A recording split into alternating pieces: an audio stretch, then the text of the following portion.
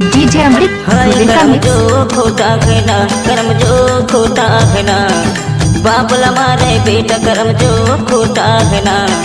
बाबला मारे बेटा करम जो खोटा कहना। हाय करम जो खोटा कहना, करम जो खोटा कहना, बाबला मारे बेटा करम जो खोटा कहना, अरे बाबला मारे बेटा करम जो खोटा कहना। नाच ना वो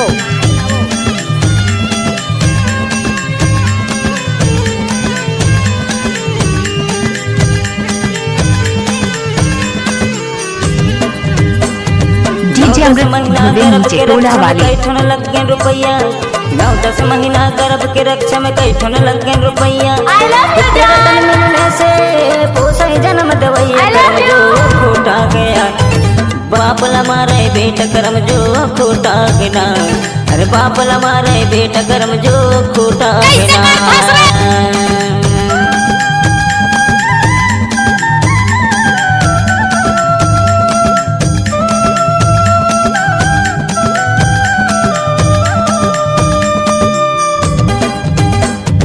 पहले जमाना में माता पिता के बेटा करे सेवा,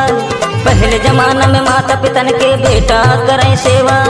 आजकल में माता पिता के बेटा करते सेवा करम जो खोटा गया, बापला मारे बेटा करम जो खोटा गया, अरे बापला मारे बेटा करम जो खोटा गया।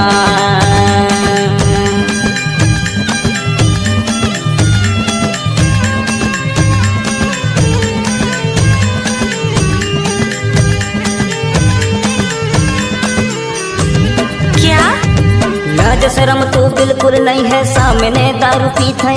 लाज शर्म तो बिल्कुल नहीं है सामने दारू पीत है,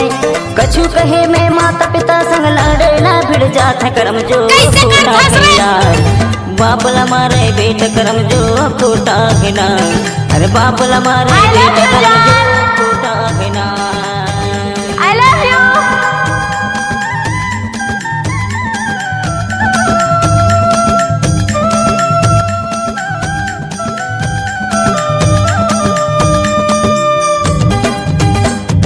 चल बेटा काम कर बे कह के बापला सीखा थे,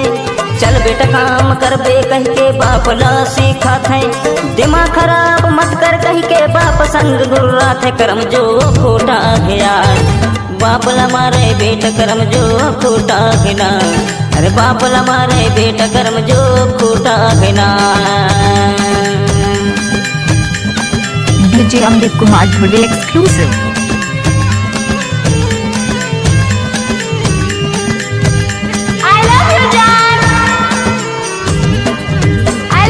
माता पिता के सीख न माने उल्टा करते झगड़ा,